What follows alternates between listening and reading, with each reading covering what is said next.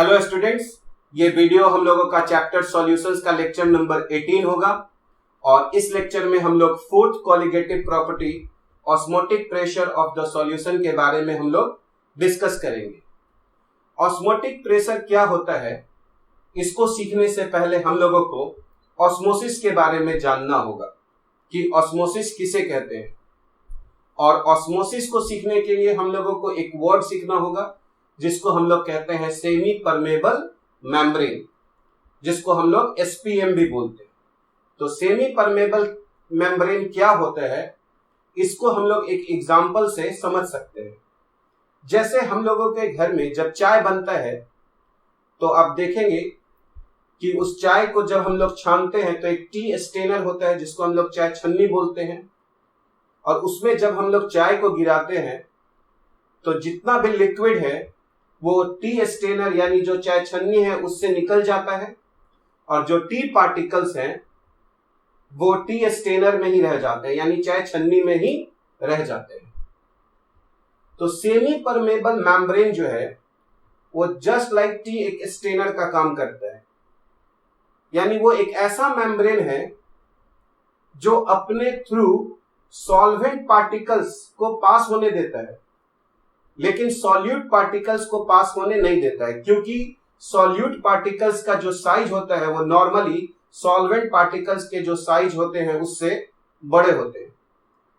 तो semi permeable membrane एक ऐसा मेम्ब्रेन हम लोग समझ सकते हैं जो अपने थ्रू सॉल्वेंट पार्टिकल्स को पास होने देता है, लेकिन सॉल्यूट पार्टिकल्स को पास होने नहीं देता है। तो जस्ट लाइक एक हम लोग टी स्टेनर के तौर पे हम लोग उसको समझ सकते हैं, ठीक है। तो अब आता है हम लोगों का वर्ड ऑस्मोसिस। ऑस्मोसिस क्या है, तो इसको भी हम लोग एक एग्जांपल से समझने का प्रयास करते हैं।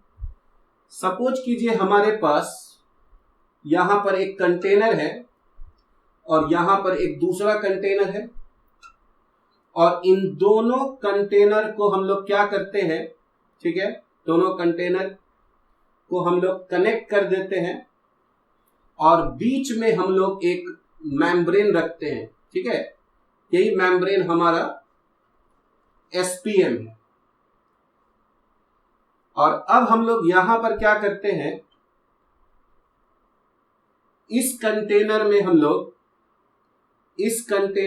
लोग एक सॉल्यूशन लेते हैं, यानी इस कंटेनर में हम लोगों का सॉल्यूशन हो गया, और इस कंटेनर में अगर हम लोग देखें तो इस कंटेनर में हम लोग सॉल्वेंट रखते हैं, ठीक है। तो इसमें हम लोगों का सॉल्वेंट हो गया, यानी राइट कंटेनर में हमारा सॉल्वेंट हो गया, लेफ्ट कंटेनर में सॉल्यूशन हो गया। जैसे हम लोग समझे कि राइट कंटेनर में हमारा प्योर वाटर है और लेफ्ट कंटेनर में वाटर के साथ हम लोगों ने कुछ सॉल्ट उसमें मिला के रखा हुआ है, ठीक है। तो एक सॉल्यूशन हम लोगों का बन गया है, और उन दोनों को हम लोगों ने कनेक्ट कर दिया है एक ट्यूब से, और उसके बीच में हम लोग ने रख दिया है सेमी परमेबल मेम्ब्रेन, जो अपने थ्रू सॉल्वेंट पार्टिकल्स को तो पास होने देगा लेकिन सॉल्यूट पार्टिकल्स को पास होने नहीं देगा, क्योंकि उसका साइज बड़ा होता है। तो अब अगर हम लोग यहां पर देखें तो क्या होगा, तो चूंकि यहां पर भी हमारे पास सॉल्वेंट है और यहां पर भी हमारे पास सॉल्वेंट है, सॉल्यूशन कहने का मतलब इसमें दो कंपोनेंट हो जाएगा, एक सॉल्यूट और एक सॉल्वेंट। तो यहां पर भी सॉल्वेंट है और यहां पर भी सॉल्वेंट है, लेकिन अगर हम लोग इसमें देखें तो इसमें तो थोड़ा सॉल्यूट भी मिला हुआ है।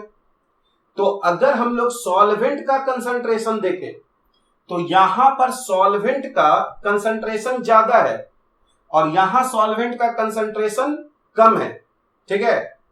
तो यहां पर क्या होगा कि इस जगह से सॉल्वेंट पार्टिकल्स जो है वो इधर मूव होना शुरू हो जाएगा, ठीक है। किधर से मूव होगा, सॉल्वेंट से सॉल्यूशन के तरफ जो है वो सॉल्वेंट पार्टिकल्स मूव होना शुरू हो जाएगा, ठीक है। इसी प्रोसेस को हम लोग ऑस्मोसिस कहते हैं, ठीक है। यहां पर एक बात हम लोगों को ध्यान देना है ना, बहुत आवश्यक है, क्योंकि नॉर्मली हम लोग जो कंसंट्रेशन बोलते हैं वो सॉल्यूट के टर्म्स में बोलते हैं, यानी जिस सॉल्यूशन में सॉल्यूट कम होता है उसको हम बोलेंगे भाई वो लोअर कंसंट्रेशन में है, और जिसमें सॉल्यूट ज्यादा है हम लोग बोलते हैं कि वो हायर कंसंट्रेशन में है। तो अगर हम लोग सॉल्यूट के टर्म्स में बोले तो यहां पर कहेंगे कि हमारा लोअर कंसंट्रेशन है, क्योंकि यहां पे तो सिर्फ सॉल्वेंट है, सॉल्यूट तो है नहीं। तो यहां तो अगर हम लोग सॉल्यूट के बारे में बात करें तो यहां सॉल्यूट का एक तरह से जीरो कंसंट्रेशन है, यानी लोअर कंसंट्रेशन है, और यहां हमारे पास सॉल्यूट का कंसंट्रेशन ज्यादा है। तो जो ऑस्मोसिस होता है वो लोअर कंसंट्रेशन से हायर कंसंट्रेशन की तरफ होता है, यानी सॉल्वेंट पार्टिकल्स लोअर कंसंट्रेशन से हायर कंसंट्रेशन की है ना तरफ जाते हैं। तो लोअर कंसंट्रेशन किसके टर्म्स में? सॉल्यूट के टर्म्स में।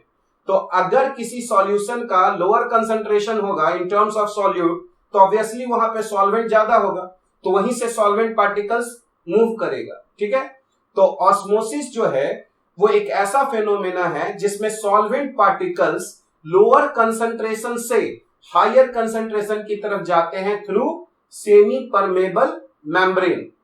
ठीक है, तो अगर हम लोग यहां पर देखें तो यहां से जब सॉल्वेंट पार्टिकल्स इधर जाएगा तो इधर हम लोगों का वाटर का लेवल जो है वो बढ़ना शुरू होगा। ठीक है, तो अगर हम लोग यहां पर देखें तो यहां पर अगर हम लोगों का एटमॉस्फेरिक प्रेशर लग रहा है तो जैसे ही यहां पर इधर अगर सॉल्वेंट पार्टिकल्स मूव करेगा तो इसका जो लेवल है वो ऊपर जाना शुरू होगा, और अगर हम नहीं चाहते हैं कि इसका लेवल ऊपर जाए तो हम लोगों को यहां पर एक प्रेशर लगाना पड़ेगा, जो PATM जो एयर तो जो लगा रहा था वो तो था ही, प्लस एक एक्स्ट्रा प्रेशर। उस एक्स्ट्रा प्रेशर को हम लोग पाई से रिप्रेजेंट कर रहे हैं, और इसी पाई को हम लोग कहेंगे ऑस्मोटिक प्रेशर। यानी ऑस्मोटिक प्रेशर वो एक्सेस प्रेशर है सॉल्यूशन के ऊपर जिसको अगर आप लगा देंगे तो ये जो सॉल्वेंट पार्टिकल्स का जो मूवमेंट है वो बंद हो जाएगा। बंद होने का सेंस है कि जिस रेट से सॉल्वेंट पार्टिकल्स इधर मूव कर रहा होगा उसी रेट से सॉल्वेंट पार्टिकल्स इधर भी मूव कर रहा होगा। तो यहां पर हम लोग कुछ पॉइंट्स अभी सीखे है ना, जिसको हम लोग एक बार वापस से दोहरा लेते हैं। तो सबसे पहले मैंने आपको बताया SPM सेमी परमेबल मेम्ब्रेन एक ऐसा मेम्ब्रेन है जो अपने थ्रू सॉल्वेंट पार्टिकल्स को तो मूव होने देता है लेकिन सॉल्यूट पार्टिकल्स को मूव होने नहीं देता है। फर्स्ट पॉइंट है, क्लियर है। दूसरा, ऑस्मोसिस क्या है? ऑस्मोसिस एक ऐसा फेनोमेना है जिसमें सॉल्वेंट पार्टिकल्स मूव करता है from lower concentration to higher concentration through semi permeable membrane. Lower concentration हम किसके टर्म्स में कह रहे हैं?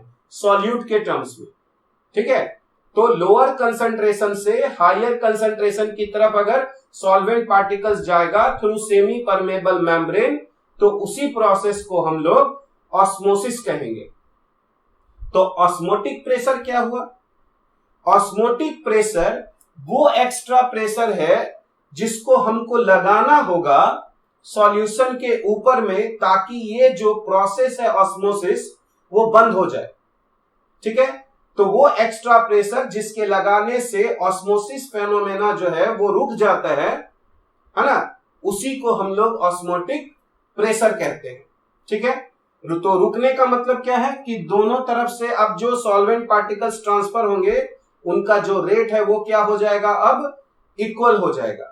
ठीक है, तो अगर अब हम लोग यहां पर देखें, हम लोग fourth colligative property osmotic pressure of the solution. ठीक है, the flow of solvent from a solution of lower concentration to a solution of higher concentration through semi permeable membrane यानी SPM इज कॉल्ड ऑस्मोसिस।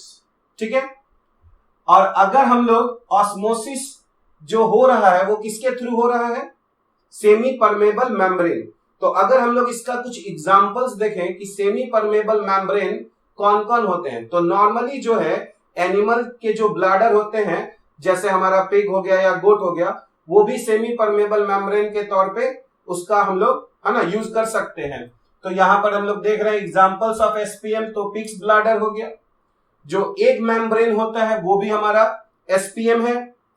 उसके बाद अगर हम लोग देखें wall of living cells, जो सेल्स के जो वॉल है ना, वो भी हमारा एसपीएम का काम कर सकते हैं।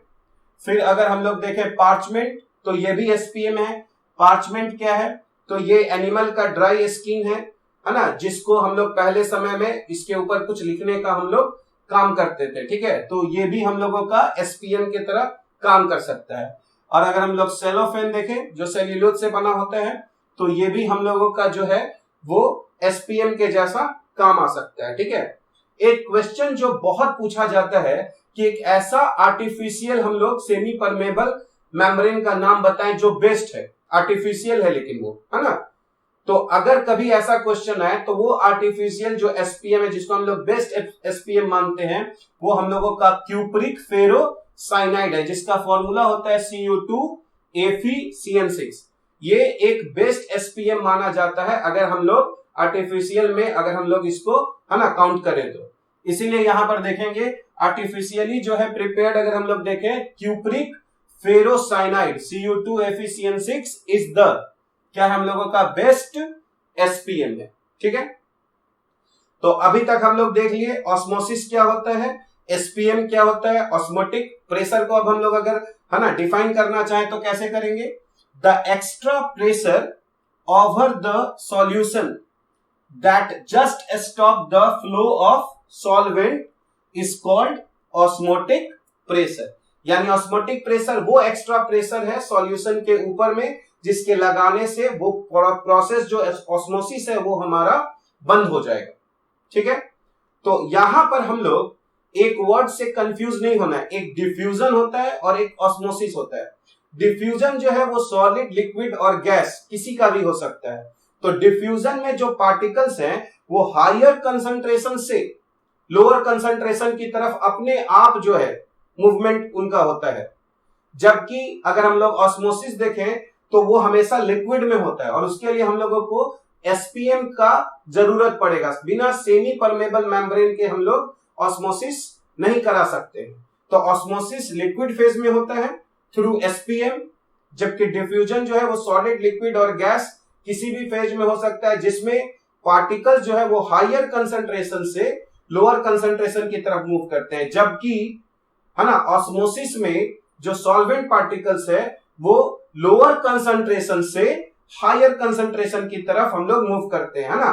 कंफ्यूज नहीं होना है यहाँ पे। जब भी हम लोग अब कंसंट्रेशन बोलेंगे तो वो सॉल्यूट के टर्म्स में बोलेंगे, ठीक है। तो जिधर से सॉल्वेंट जा रहा होगा ऑब्वियसली उधर में सॉल्वेंट पार्टिकल्स का संख्या ज्यादा होगा, यानी उसका कंसंट्रेशन, सॉल्वेंट का कंसंट्रेशन ज्यादा होगा, लेकिन सॉल्यूट का कंसंट्रेशन तो कम होगा। इसीलिए हम लोग कहेंगे लोअर कंसंट्रेशन से हायर कंसंट्रेशन की ओर, ठीक है। इसको हम लोग एक और एग्जांपल से हम लोग यहाँ पर समझ सकते हैं। जैसे कि हम लोग यहाँ पर देखेंगे, यहाँ एक कंटेनर लगा हुआ है, ठीक है, और इस कंटेनर के अंदर हमारा सॉल्वेंट है यानी वाटर है, और यहाँ पर एक फनल है जिसमें हम लोगों ने यहाँ पर सॉल्यूशन रखा हुआ है। तो अभी इनिशियल जो है हम लोगों का, वो समझिए कि ये यहां तक का हम लोगों का है। तो जैसे कि हम लोग देख रहे हैं कि फनल के अंदर में यहाँ पर, है ना, सॉल्यूशन है और इधर सॉल्वेंट है। तो सॉल्वेंट जो है वो इधर फ्लो करेगा, ठीक है। तो जैसे ही इधर फ्लो करेगा तो ये यहाँ पर जो सॉल्यूशन का जो लेवल है वो यहाँ पर क्या होना शुरू हो जाएगा, है ना, ऊपर आना शुरू हो जाएगा, ठीक है। और अगर हम लोग इसको छोड़ दें तो ये एक सर्टेन लेवल तक पहुंचेगा और उसके बाद ये रुक जाएगा। तो हम लोग जानते हैं कि अगर कोई लिक्विड h हाइट तक राइज करता है तो वो एक प्रेशर एक्सर्ट करता है, जिसको हम लोग P बराबर कहते हैं h रो g, ठीक है। तो ये जो P हो गया h रो g, ये एक्स्ट्रा प्रेशर जो है वो डेवलप हो रहा है ड्यू टू ऑस्मोसिस। तो अगर हम यही प्रेशर ऊपर से लगा दे तो क्या होगा, धीरे धीरे लिक्विड जो है वो नीचे जाके यहां पे आके रुक जाएगा, ठीक है। तो अगर आप एक्स्ट्रा प्रेशर नहीं लगाते हो तो ये हम लोगों को डेवलप करेगा P बराबर h रो जी, और इसी प्रेशर को हम लोग, है ना, ऑस्मोटिक प्रेशर कहते हैं। यानी ऑस्मोटिक प्रेशर को हम लोग ऐसे भी बोल सकते हैं कि जो एक्सेस प्रेशर डेवलप हो रहा है ड्यू टू ऑस्मोसिस, वो भी हम लोगों का ऑस्मोटिक प्रेशर है। और या फिर वो एक्स्ट्रा प्रेशर जिसको हम लोग लगाए और flow of solvent particles from lower concentration to higher concentration, ये स्टॉप हो जाए तो उस केस में भी हम लोग उसको ऑस्मोटिक प्रेशर बोलते हैं। ठीक है, यहां तक हमको लगता है कि आप लोगों को क्लियर हो गया होगा। ठीक है, तो ऑस्मोटिक प्रेशर जो है वो हम लोग कहेंगे वो एक्स्ट्रा प्रेशर है जो सॉल्यूशन के ऊपर में लगाते हैं, जिससे हमारा फ्लो ऑफ ऑस्मोसिस जो है वो हम लोगों का बंद हो जाता है। ठीक है, उसी को हम लोग ऑस्मोटिक प्रेशर कहते हैं। एक्सपेरिमेंटली ये पाया गया कि डाइल्यूट सॉल्यूशंस के लिए जो ऑस्मोटिक प्रेशर होता है वो डायरेक्टली प्रोपोर्शनल होता है मोलैरिटी के, है ना, फॉर कांस्टेंट टेम्परेचर। यानी अगर हम लोग कांस्टेंट टेम्परेचर रखें और जैसे जैसे अगर हम लोग मोलैरिटी अगर हम लोग इंक्रीज करेंगे तो ऑस्मोटिक प्रेशर भी क्या होगा, इंक्रीज होगा। और अगर हम लोग मोलैरिटी को कांस्टेंट रख दें और टेम्परेचर को अगर हम लोग इंक्रीज करें तो भी हमारा ऑस्मोटिक प्रेशर जो है वो इंक्रीज होगा। और इसलिए हम लोग यहां पर लिख सकते हैं कि for dilute solutions it has been found experimentally that osmotic pressure, जिसको हम लोग पाई से रिप्रेजेंट करेंगे, is proportional to the molarity, जिसको हम लोग सी से रिप्रेजेंट करेंगे, of the solution at a given temperature T. यानी जो ऑस्मोटिक प्रेशर पाई होगा वो डायरेक्टली प्रोपोर्शनल होगा किसके, मोलैरिटी ऑफ सॉल्यूशन के और साथ ही साथ टेम्परेचर के। ठीक है, और इसलिए हम लोग यहां पर लिख रहे हैं osmotic pressure pi is directly proportional to molarity into temperature. ठीक है, अब हम लोग जानते हैं कि अगर हम लोग इस सिंबल को हटाकर इक्वालिटी अगर डालेंगे तो हमको एक कांस्टेंट यहां पर देना पड़ेगा, जिसको हम लोग यहां पर आर से रिप्रेजेंट करते हैं और जिसको हम लोग सब लोग जानते हैं, है ना, इसे हम लोग यूनिवर्सल गैस कांस्टेंट कहते हैं। ठीक है, और यहां पर तब हमारा फॉर्मूला आ जाएगा पाई इज इक्वल टू क्या होगा, सी आर टी, जहां पाई जो है वो हमारा ऑस्मोटिक प्रेशर है, सी जो है वो मोलैरिटी है, आर जो है यूनिवर्सल गैस कांस्टेंट है और जो टी है वो हमारा टेम्परेचर है। ठीक है, अब सवाल उठता है कि जो मोलैरिटी है उसको हम लोग कैसे डिफाइन करते हैं। तो मोलैरिटी को हम लोग डिफाइन करते हैं number of moles of solute divided by volume of solution in litre. तो यहां पर हम लोग, है ना, सी को कैसे डिफाइन किए, मोलैरिटी को number of moles of solute divided by volume of solution in litre.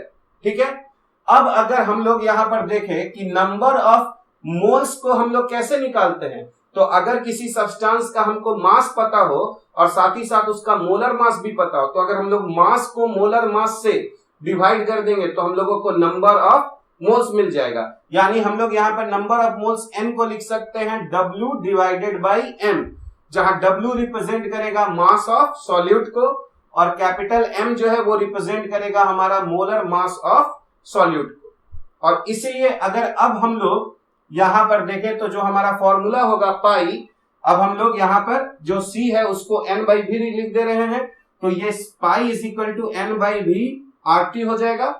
अगर यहाँ पर v को हम लोग LHS में ले जाए तो ये हमारा इक्वेशन जो बनेगा pi into V is equal to nRT।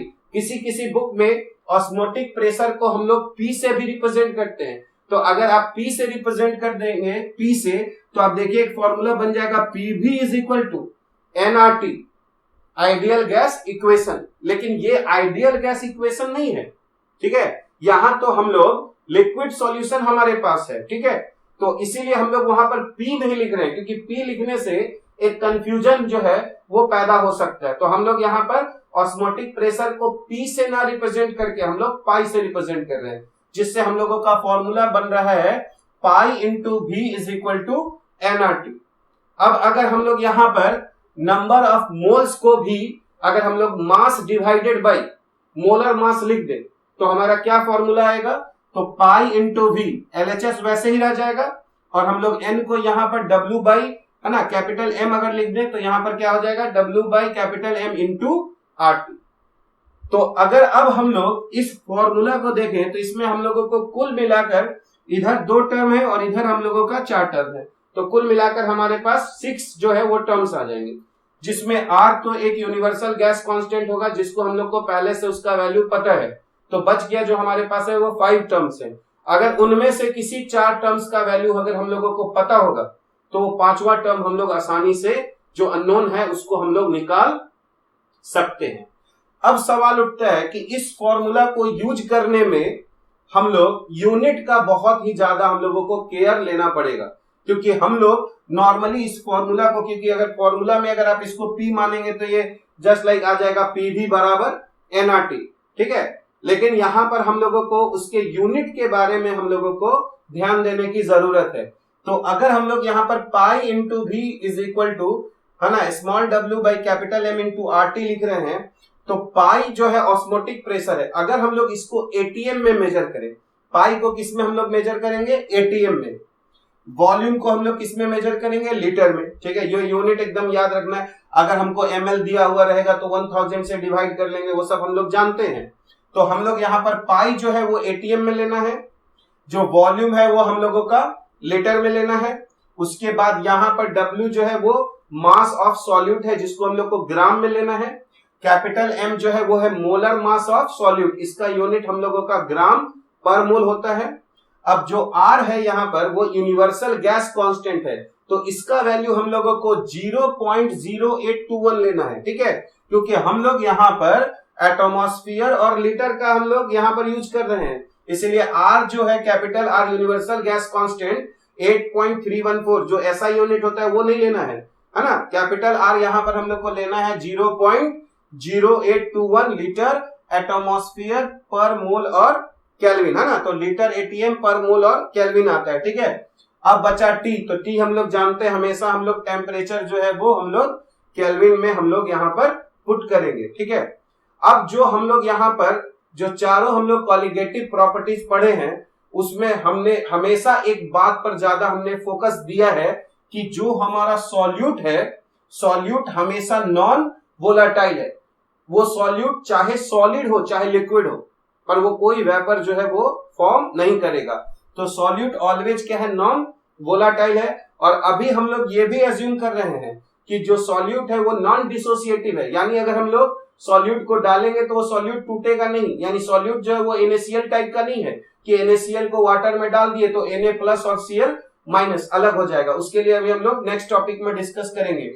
और ना ही वो नॉन एसोसिएटिव है। तो कभी कभी क्या होता है कि सॉल्यूट पार्टिकल्स आपस में जुड़ जाते हैं, जैसे अगर 2 पार्टिकल्स आपस में जुड़ गए तो डाइमर बन गए, 3 पार्टिकल्स आपस में जुड़ गए तो ट्राइमर बन गए, ठीक है। उसी तरह अगर बहुत सारे पार्टिकल्स आपस में जुड़ गए तो पॉलीमर भी बन सकता है। तो हम लोग ये फॉर्मूला तब लिख रहे हैं जब हमारा सॉल्यूट जो है वो ना टूटता है और ना ही उसके पार्टिकल्स जो है वो हम लोगों को जुड़ सकते हैं, ठीक है। तो उस केस में जब हमारा solute non volatile, non dissociative और नॉन एसोसिएटिव होता है, तब हम लोगों को ऑस्मोटिक प्रेशर का हम लोग ये एक रिलेशन लिखते हैं, जहां पाई इंटू V बराबर जो हमारा होता है CRT, और C को ही हम लोग N बाई V, या फिर हम लोग, है ना, N को W बाई कैपिटल हम लोग M लिख सकते हैं।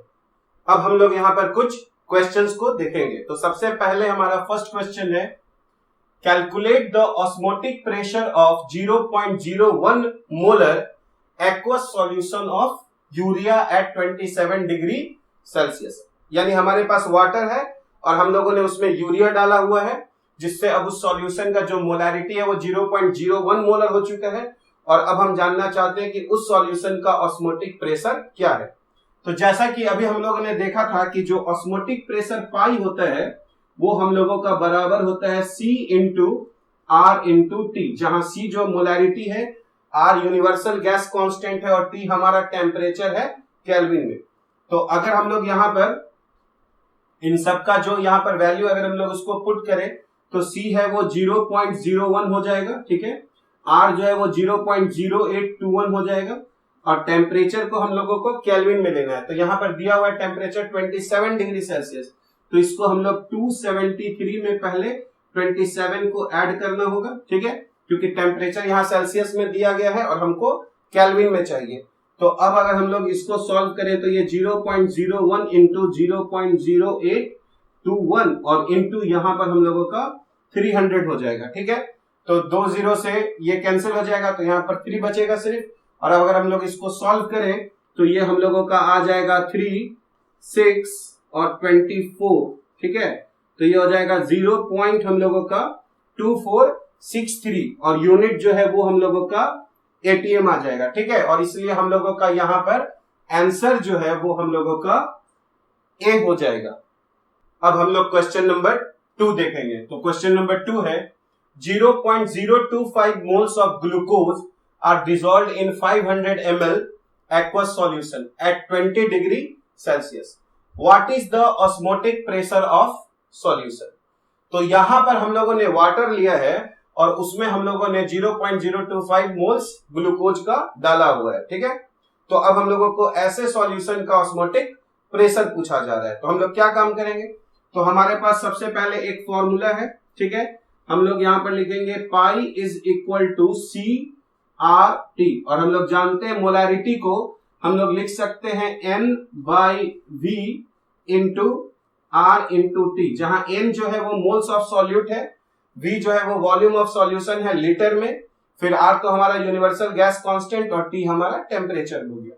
तो यहां से हम लोग पाई निकाल सकते हैं C, नंबर ऑफ मोल्स दिया हुआ है 0.025 और यहां पर वॉल्यूम है 500 ml, पर हमको लीटर में लेना है तो इसको हम लोग को 1000 से डिवाइड करना पड़ेगा, तो ये 1000 हम लोगों का ऊपर चला जाएगा, ठीक है। अब यहां पर R का जो वैल्यू है वो 0.0821 हो जाएगा और टेम्परेचर जो है ये हम लोगों का दिया गया 20 डिग्री सेल्सियस, तो इसको हम लोग 273 प्लस यहां पर 20 डिग्री कर लेंगे, ठीक है।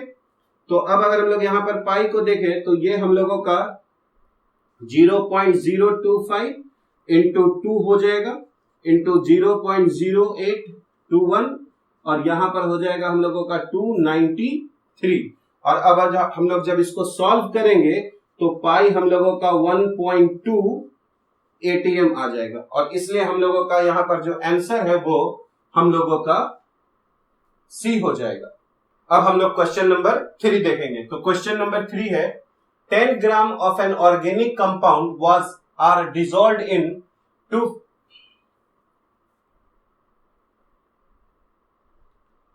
अब हम लोग क्वेश्चन नंबर 3 देखेंगे। तो क्वेश्चन नंबर 3 है 10 gram of an organic compound are dissolved in 250 cubic centimetre aqua solution at 288 kelvin, ठीक है। Osmotic pressure of the solution is 8 into 10 to the power 5 newton per metre square, ठीक है।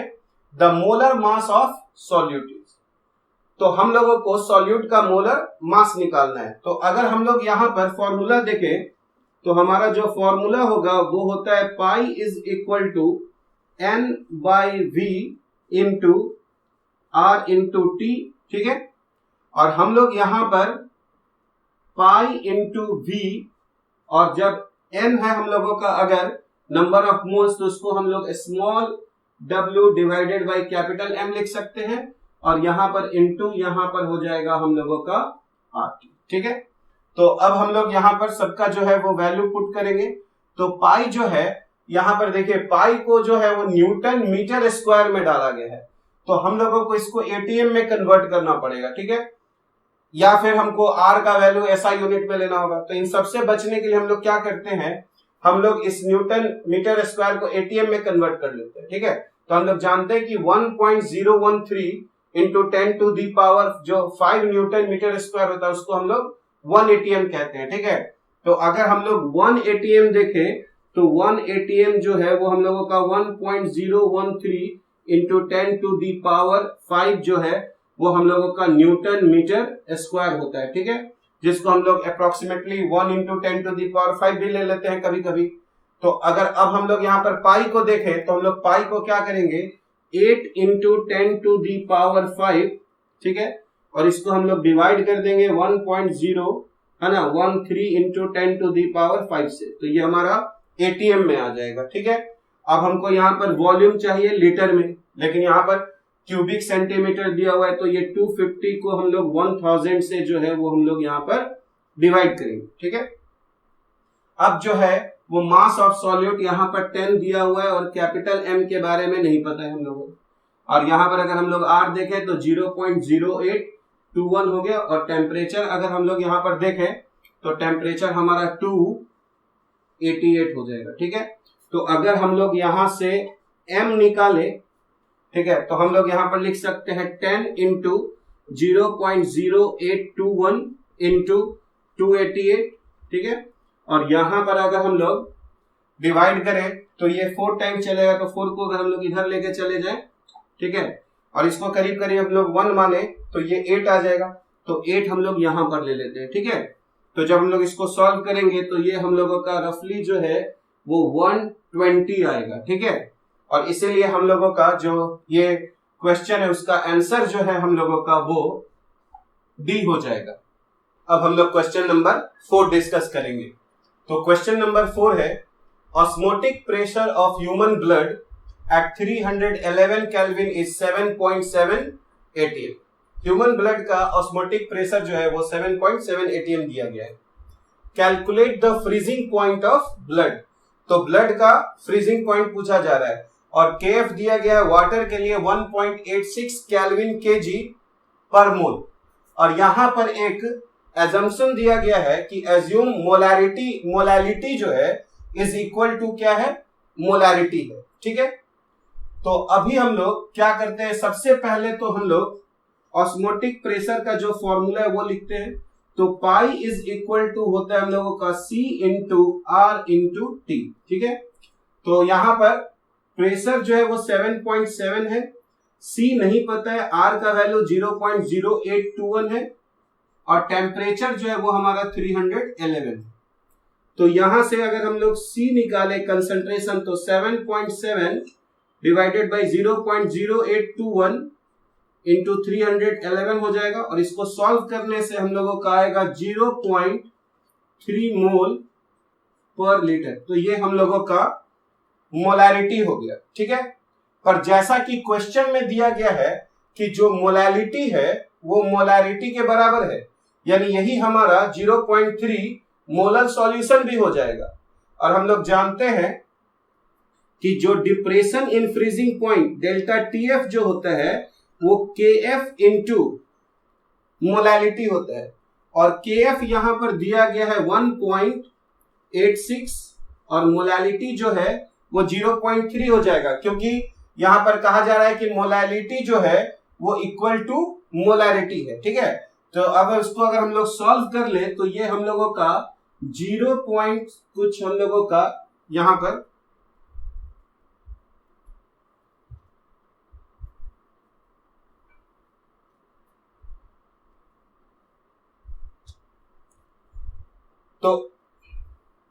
तो अब अगर हम लोग इसको सॉल्व कर ले तो ये हम लोगों का, ठीक है, 0.558 आ जाएगा, ठीक है।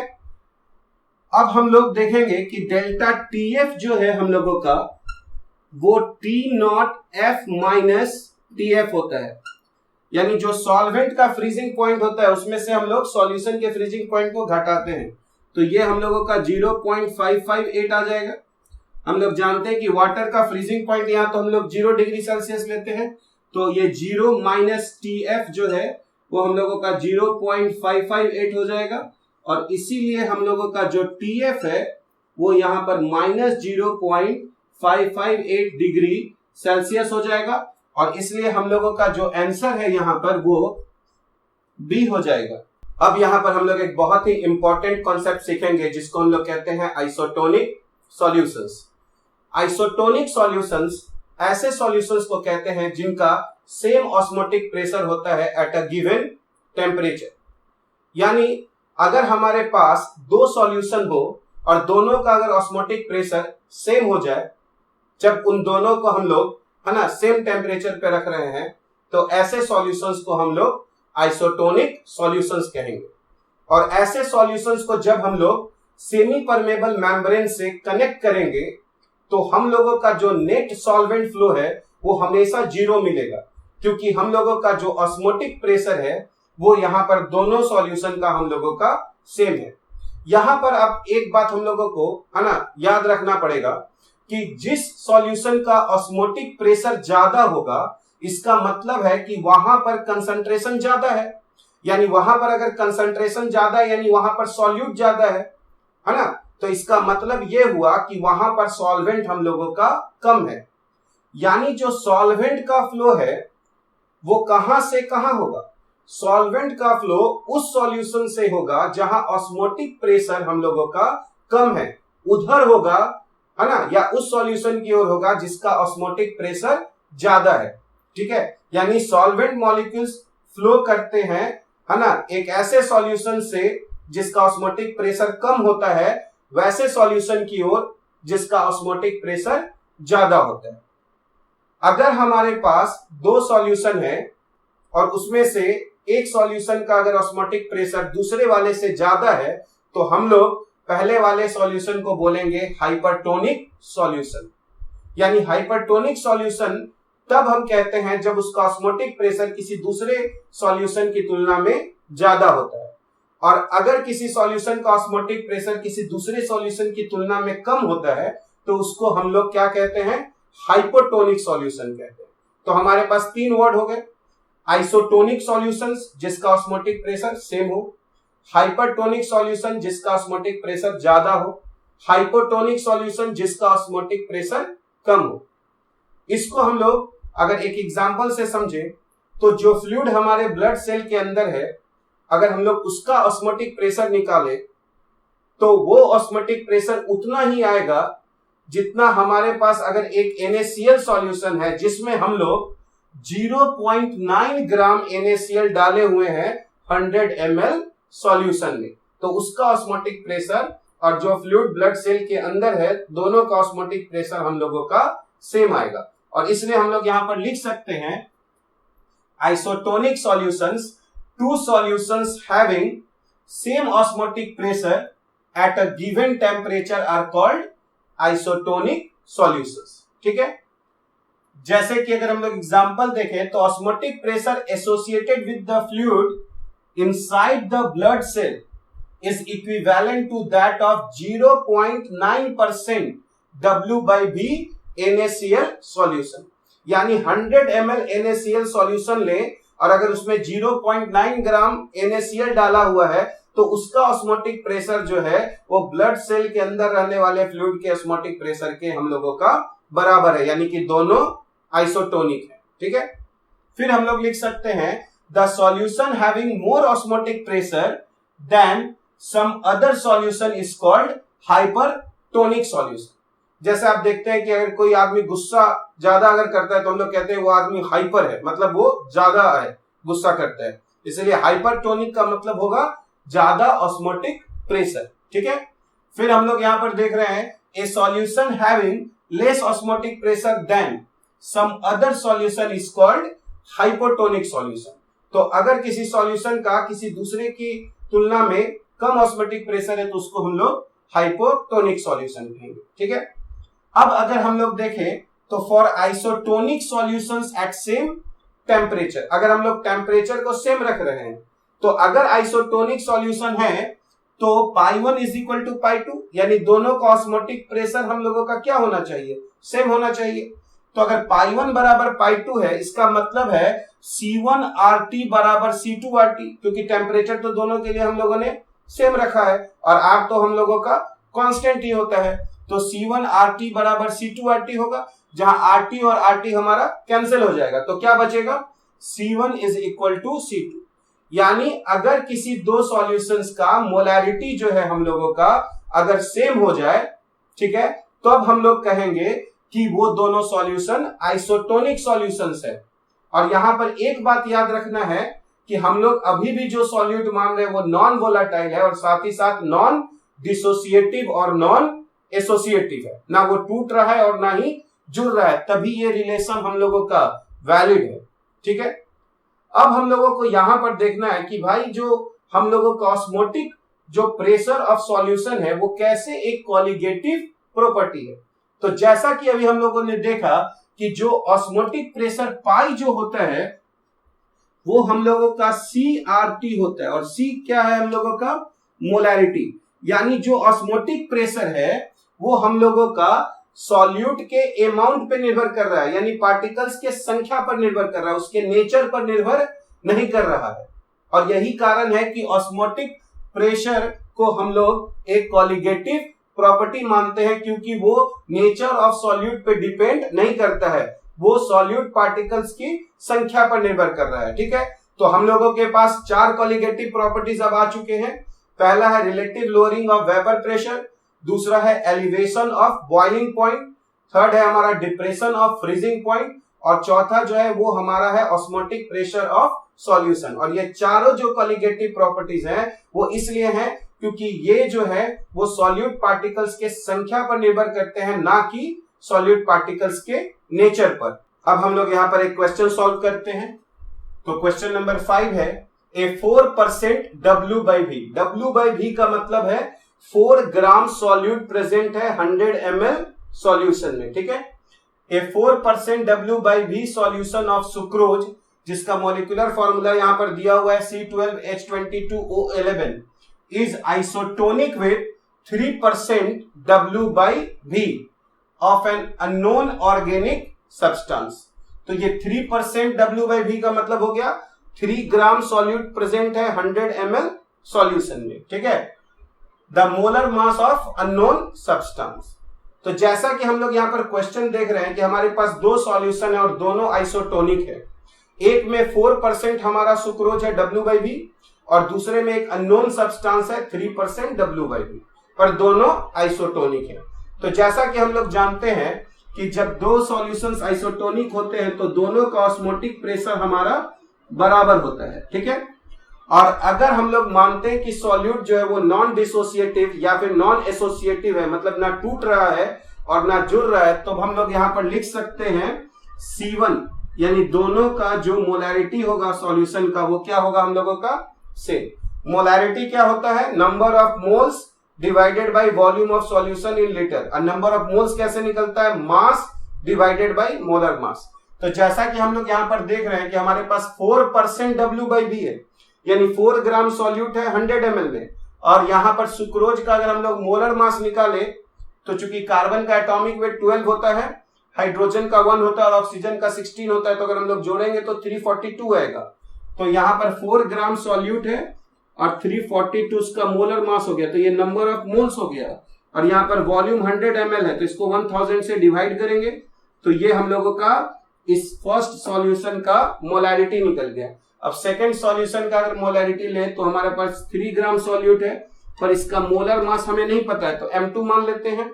और अगर हम लोग यहां पर देखते हैं वॉल्यूम, तो फिर से 100 ml है, 1000 से डिवाइड करेंगे तो ये तो हमारा दोनों कैंसिल हो जाएगा। और यहां से अगर हम लोग M2 निकाले तो ये हम लोगों का 3 × 342 और डिवाइडेड बाई 4 हो जाएगा, ठीक है। और हम लोग इसको सॉल्व करेंगे तो इसका आंसर जो है वो 256.5 आ जाएगा। और इसलिए हमारा इस क्वेश्चन का जो आंसर है वो हम लोगों का डी हो जाएगा।